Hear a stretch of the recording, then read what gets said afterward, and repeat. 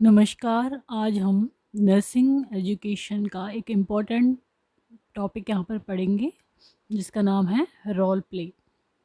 जैसा कि इसके नाम से है, एक प्ले है, जिस तरह से नाटक होता है, और रोल मतलब जो भी रोल होते हैं उस नाटक में उनको प्ले करना। तो रोल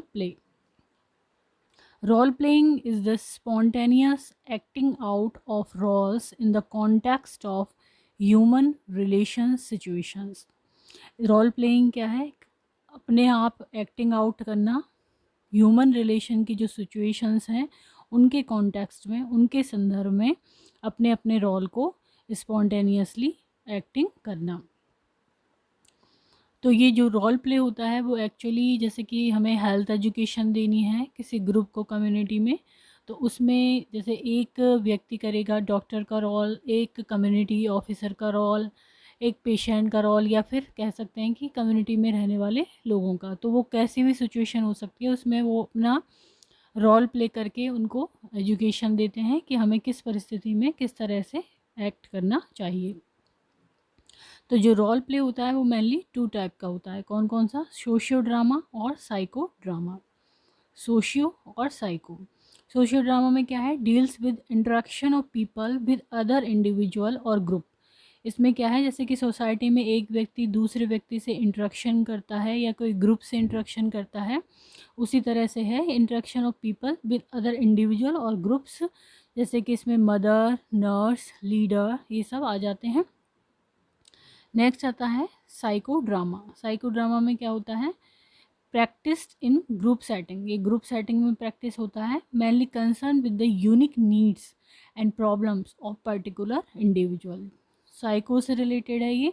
तो एक पर्टिकुलर व्यक्ति की क्या यूनिक नीड है, उसकी स्पेशल, और उसकी क्या प्रॉब्लम है, उस पर बेस होता है साइको ड्रामा। इसमें सोसाइटी से रिलेटेड है और इसमें पर्टिकुलर पर्सन से रिलेटेड है। तो दो टाइप हो गए इसके, सोशियो ड्रामा और साइको ड्रामा। अब नेक्स्ट आता है कि जो टर्म है रोल प्ले, इसको सबसे पहले 1920 में जैकब एल मोरेन ने यूज़ में लिया था। अब आता है purpose of role playing in nursing education.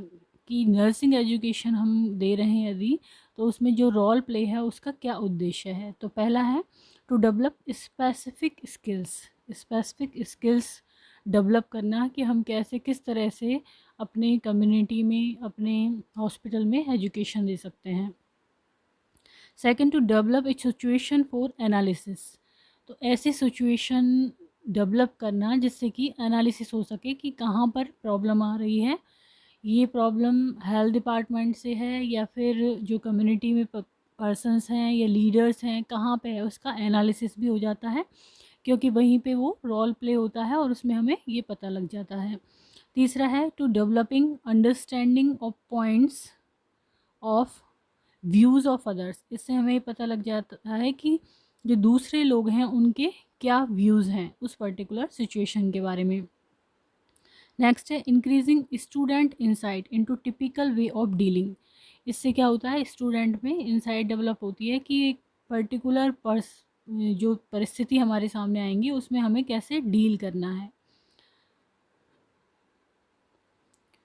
Next आता है length of role play will make the situation clear and awareness can be created. जो उसकी रोल प्ले की लेंथ होती है उससे सिचुएशन हमें क्लियर हो जाती है और अवेयरनेस हो जाती है कि क्या क्या हमें करना चाहिए, किस तरह से किसी चीज़ को डील करना चाहिए। तो ये हो गए purpose of the health education.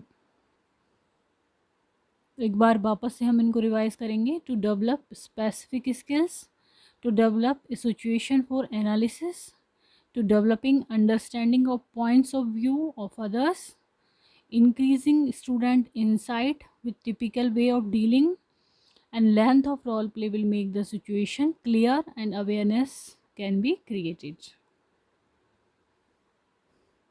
अब नेक्स्ट पॉइंट आता है प्रिंसिपल। क्या क्या सिद्धांत होने चाहिए रोल प्ले के दौरान? पहला है based on philosophy that meanings are in people. जो भी फिलॉसफी है वहाँ पर जो लोग हैं उनका जो लोग समझते हों उसके बारे में, उस पे ये बेस्ड होनी चाहिए। नेक्स्ट है चेंज ऑफ सेल्फ कंसेप्ट। इसमें क्या है, जो सेल्फ कंसेप्ट बना रखी है हमने उसको उस परिस्थिति के अनुसार हम चेंज करते हैं। शुड बी फ्लेक्सिबल, और इसमें क्या होता है, व्यक्ति को या जो भी रोल प्ले कर रहे हैं उनको फ्लेक्सिबल होना पड़ता है according to situation.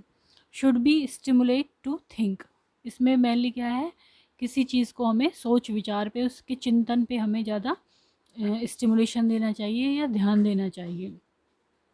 Require rehearsal, और इसको रोल प्ले को करने से पहले रिहर्सल की ज़रूरत हमें होती है।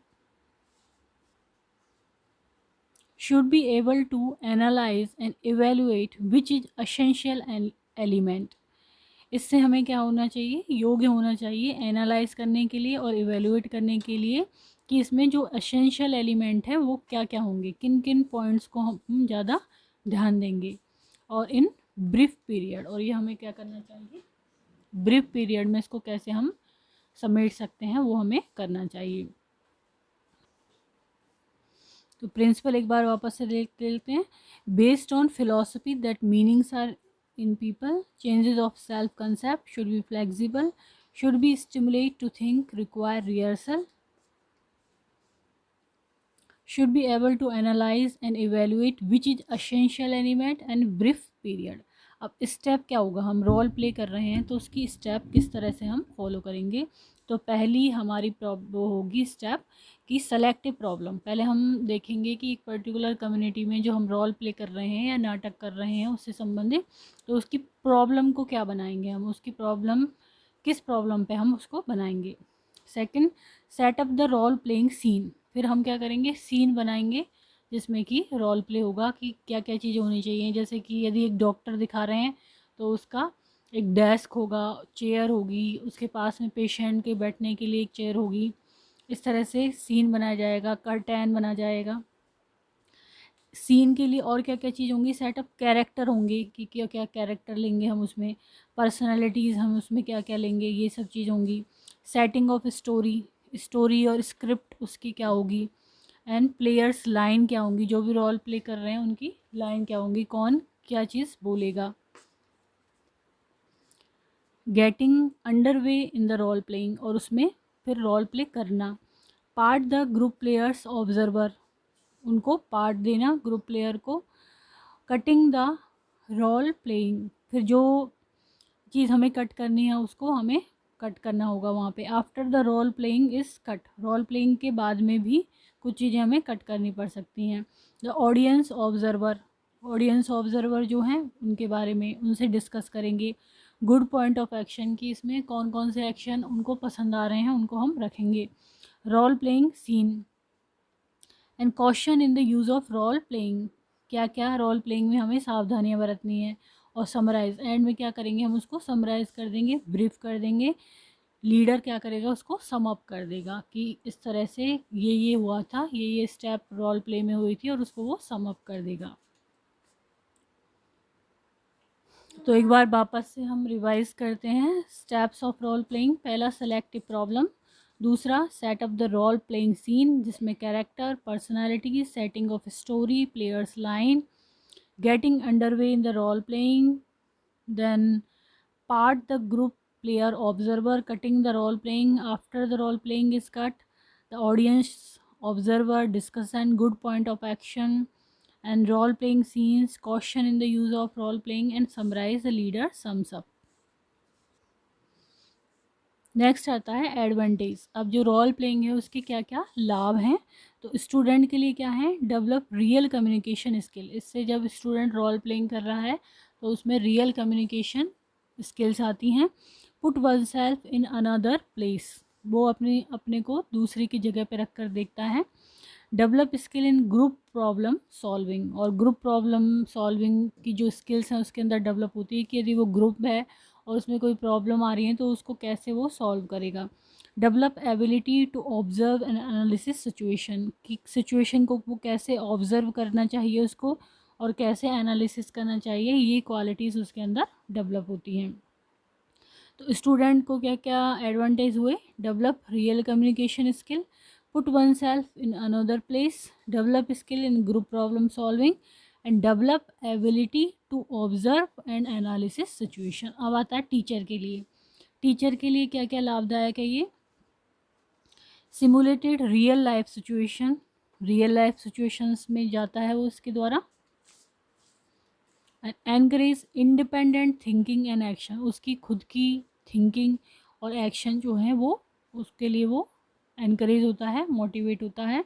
नेक्स्ट आते हैं डिसएडवांटेज। अब डिसएडवांटेज क्या है, इसकी हानियाँ क्या हैं? Role playing is a means but not an end, ये एक माध्यम है, ये एक एंड नहीं है।